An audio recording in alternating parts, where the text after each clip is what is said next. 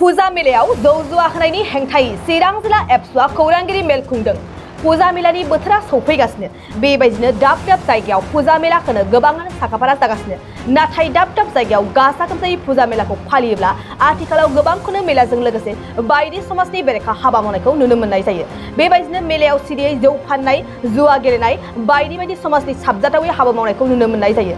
बेखौ लाना चिरां जिल्ला एबसुआ खौरांगिरि मेलनि गेजेरजों फुजा मेलायाव जौ जुवा बायदि होनायनिफ्राय जानगार जानो थाखाय गोख्रोङै खावलायदों। बेबायदि हाबा मावनाय नुनो मोनोब्ला गोख्रोङै आयेननि राहा लागोन होननानैबो फोरमायदों चिरां जिल्ला एबसुआ।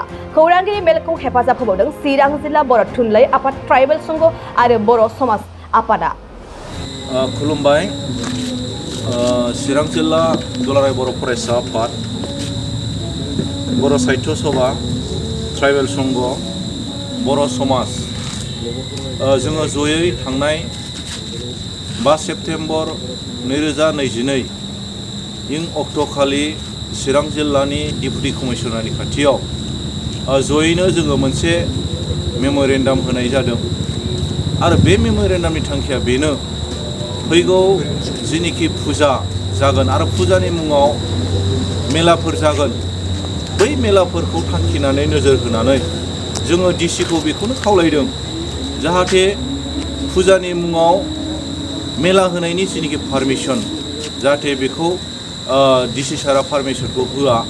बेखौनो जोङो मेम'रेन्डामनि गेजेरजों डिसिखौ खावलायदों।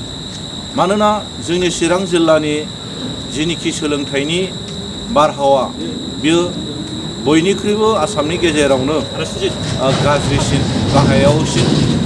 बेखायनो जोङो बे मेम'रेन्डामखौ होनाय जादों आरो बेनि गेजेरजों जोङो बेखौनो खावलायदों, जाहाथे डिसिआ बे फारसे मोजां डिसिसननि गेजेरजों खामानिखौ मावथों।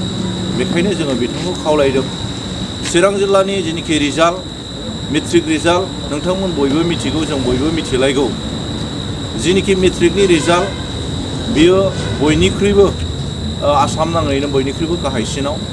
आरो नै दाख्लैबाव आरोबाव कम्पार्टमेन्टनि रिजाल्ट होबावबाय, बेबो आसामनि गेजेरावनो बयनिख्रुइबो आरो गाहायसिनाव। आरो दाख्लै आरोबाव गणोत्सबनि रिजाल्ट होबावबाय, बेवहायबो 30 नाम्बार बे सारियावसो जोङो दङ। दा बेफोर गासैखौबो नोजोर होजोबोबा जोङो चिरां जिल्लाया आसामनि गेजेराव बयनिख्रुइबो सोलोंथाइ फारसे जोङो गाहायाव दङ, बेखौ जोङो बयबो हमदांनो हादों, मोनदांदों। दा बेखायनो बेखौ नोजोर होनानै जोङो बयबो साननांगोन, खामानि मावलायनांगोन। आरो जोङो फुजा कमिटिनि दैदेनगिरि बिथांमोनखौबो जोङो खावलायनो लुगैदों। नोंथांमोनाबो नुदों रिजाल्टखौ, नोंथांमोनाबो बयबो सानसुमै साननो हनो हानाय गोरों नोंथांमोन बेक्तिजोब।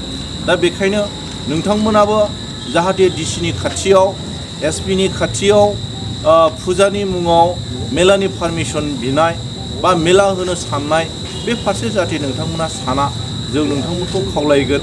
जाहाथे जोंनि चिरां जिल्लानि जेनिखि रिजाल्ट, बियो फैगौ 2023 मायथाइयाव जोङो गोजौसिम थांद्रायनो हायाबाबो गेजेर लेभेलसिम जाहाथे थांनो हायो बा दावखोनो हायो, जोंनि रिजाल्टखौ एसे साबसिन खालामनो हायो, जोंनि फरायसाफोरनि रिजाल्टखौ जोङो एसे मोजांसिन खालामनो हायो नामा, बे फारसे नोजोर होलायनानै जाहाथे फुजा कमिटिनि दैदेनगिरि नोंथांमोनाबो जथेस्थ' सानगोन बा साननांगोन, जों बेखौ खावलायगोन। आरो बेनि गेजेरजों जोङो बेखौबो खावलायनो लुगैदों, दिनै जायफोर सरकाराव दङ बिथांमोनाबो जाहाथे, नोंथांमोनाबो जाहाथे नैबे चिरां जिल्लानि सोलोंथाइनि जिनिखि थासारि, बेखौ नोजोर होनानै, आरो नोंथांमोन बयबो मिथिलायखागौ। दा बेखायनो नैबे फुजानि मुङाव मेला जानाय, मेला होनाय, गोलाव गोलाव मेला होनाय, 12 दिन, सप्तासे, 15 दिन, बै पारमिसन होनायनि फारसे जाहाथे नोंथांमोनाबो नोजोर होगोन, जाहाथे नोंथांमोनाबो सोलोंथाइनि फारसे, चिरां जिल्लानि फारसे नोंथांमोनाबो खामानि मावगोन। आरो जोङो दिनै नुदों सरकार तरफनिफ्राय दिनै चिरां जिल्लानि गाहायसिनथार रिजाल्टखौ नोजोर होनानै दिनै सरकारनिफ्राय सम सम सावरायबाय थानाय, गोबां माने बिथांखि लानाय, इडुकेसन डिपार्टमेन्टनि गासै चिरां जिल्लानि अफिसारफोरजों सावरायबाय थानाय, खामानि मावनाय, बे थासारिखौ जोङो दिनै नुदों। आरो बेखौ जोङो जयैनो जोङो बरायगोन सरकारखौ। आरो बेबायदि खामानि मावलांबाय थानाय, बेखौ जोङो जेब्लाबो लुगैयो आरो जोङो जेब्लाबो हास्थायगोन।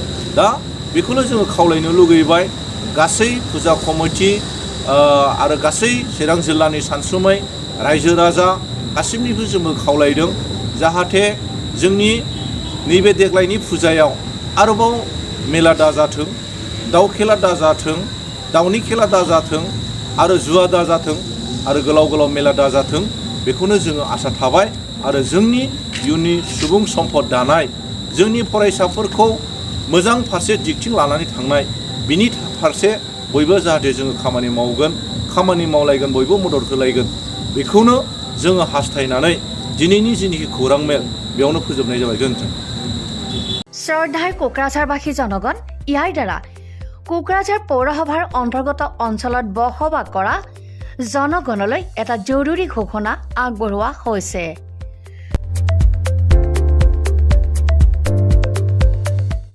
কোকৰাঝাৰ পৌৰসভাৰ অধীনত প্ৰপাৰ্টি বা হোল্ডিং টেক্সৰ সেল্ফ এছেছমেণ্ট আৰু ৰি এছেছমেণ্টৰ কাম পূৰ্ণ গতিত চলি আছে। যিসকলে এতিয়াও সেল্ফ এছেছমেণ্ট বা ৰি এছেছমেণ্টৰ কামবোৰ সম্পূৰ্ণ কৰা নাই তেওঁলোকলৈ আমাৰ বিনম্ৰ অনুৰোধ, আপোনালোকে অতি সোনকালে অনলাইন যোগে সেল্ফ এছেছমেণ্ট আৰু ৰি এছেছমেণ্টৰ কামসমূহ সমাধান কৰি লওক। তাৰ বাবে আপোনালোকে অনলাইন যোগে প্লে ষ্ট'ৰলৈ গৈ আছাম প্ৰপাৰ্টি টেক্স এপছটো ডাউনলোড কৰি এই এপছৰ দ্বাৰাই আপোনালোকৰ আধৰুৱা কামবোৰ সম্পূৰ্ণ কৰি ল'ব পাৰিব। নতুবা play.google.com/store/apps/ৱেবছাইটৰ জৰিয়তেও আপোনালোকে আপোনালোকৰ কামসমূহ সমাধান কৰিব পাৰিব। যদিহে আপোনাৰ অনলাইন যোগে আধৰুৱা কামবোৰ কৰিবলৈ অসুবিধা পাইছে তেতিয়াহ'লে আপোনালোকে কোকৰাঝাৰ পৌৰসভাৰ কাৰ্যালয়লৈ গৈ ৱাৰ্ড কমিছনাৰৰ পৰা প্ৰয়োজনীয় আবেদন পত্ৰ অৰ্থাৎ ফৰ্মসমূহ সোনকালে সংগ্ৰহ কৰি লওক। বিতংকৈ জানিবলৈ কোকৰাঝাৰ পৌৰসভা কৰ্তৃপক্ষৰ সৈতেও যোগাযোগ কৰিব পাৰিব। ইতিমধ্যে আপোনালোকৰ সহায়ৰ বাবে মেগা কেম্প কাৰ্যসূচী অনুষ্ঠিত কৰি থকা হৈছে। ধন্যবাদ।